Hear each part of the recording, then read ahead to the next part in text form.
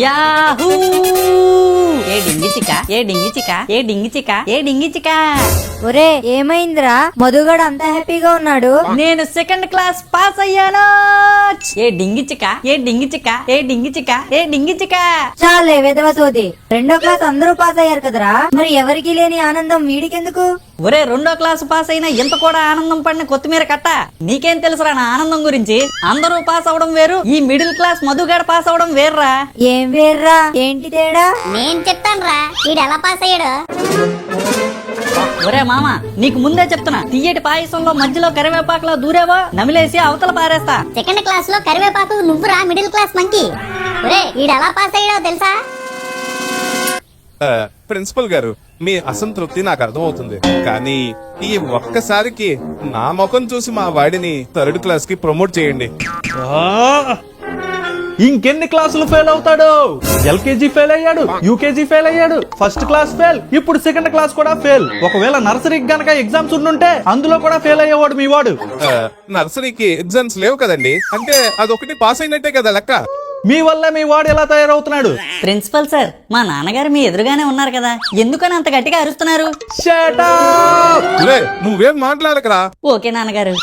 Sir కొంచెం టైంకి school fee కట్టరు, వీడేమో టైంకి స్కూల్ కి రాడు, పరీక్షలు పెడితే పాస్ అవ్వడు. కానీ నేను మాత్రం ప్రతి సంవత్సరం వీడిని పాస్ చేయడానికే ఒక చారిటబుల్ ట్రస్ట్ పెట్టినట్టు ప్రతి సంవత్సరం వీడిని పాస్ చేయాల్సి వస్తుంది. పుణ్యమంతా మీకే సార్. ఈ పనికి మాలిన పుణ్యం నాకేం అక్కర్లేదు సార్, మీరు అలా అంటే మా వాడు ఒక సంవత్సరం వేస్ట్ అయిపోద్ది సార్. నేనా మీ వాడు సంవత్సరం వేస్ట్ చేసింది? నేనా?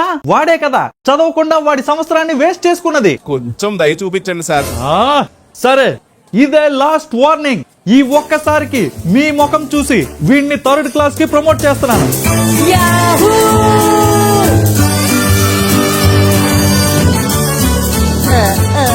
Sorry sir. మీ ముఖం చూసి మాత్రమే ఇది చేస్తున్నాను. ప్రిన్సిపల్ సార్, నాదొక చిన్న small suggestion for you sir. ఏంటది? ప్రతి సంవత్సరం మా నాన్నగారు స్కూల్కి రావడం, మీరు అతను ముఖం చూడడం, నన్ను ప్రమోట్ చేయడం ఎందుకు సార్ అంత కష్టం?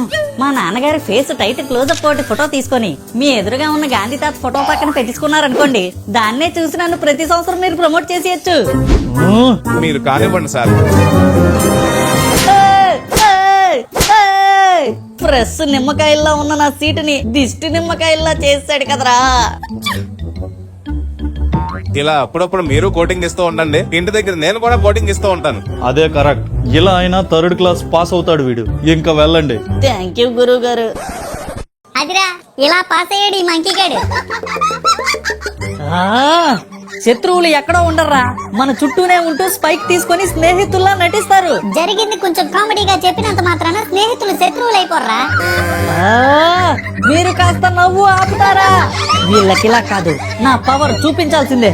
ఈ మధుగాడు అందరిలాగా కామన్ కిడ్ కాదు, సూపర్ కిడ్ అని వీళ్ళకి ప్రూవ్ చేయాల్సిందే. వినండి కామన్ కిడ్స్, నేను సూపర్ కిడ్ ని. నా మీద గనక జోకులు వేస్తే ఒక్కొక్కడి గోడ పగిలిపోద్ది. అబ్బా, నువ్వు సూపర్ కిడ్ వా? మేమెలా నమ్మాలి? నెమ్మదిగా నమ్ము, ఏం పర్వాలేదు. కానీ ఇప్పుడే ఇన్స్టెంట్ గా మీకు నా పవర్ చూపించబోతున్నాను. మీకు నమ్మకం కుదరాలంటే నాతో పాటు రండి. పదండ్రా వెళ్దాం, వాడి పవర్ చూపిస్తాడంటగా. ఒరే వద్దురా, టైం వేస్ట్ రా. ఒకవేళ వాడికి నిజంగా పవర్స్ ఉంటే మనకి ఏదో ఒక విధంగా ఉపయోగపడతాడు కదరా. పదండి, వాడికి పవర్స్ ఉన్నాయా లేదా వెళ్ళి చూద్దాం. ఈ గోడ పొద్దున్నే కట్టారు, దీన్ని నేను గుద్దగానే విరిగిపోతుంది.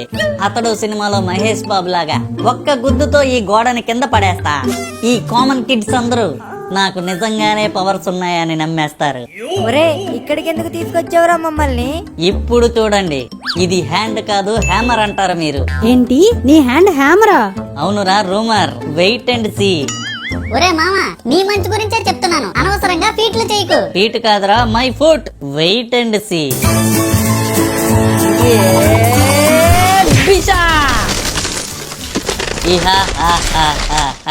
చూశారు కదరా, నేను కామన్ కిడ్ కాదు, సూపర్ కిడ్ ని.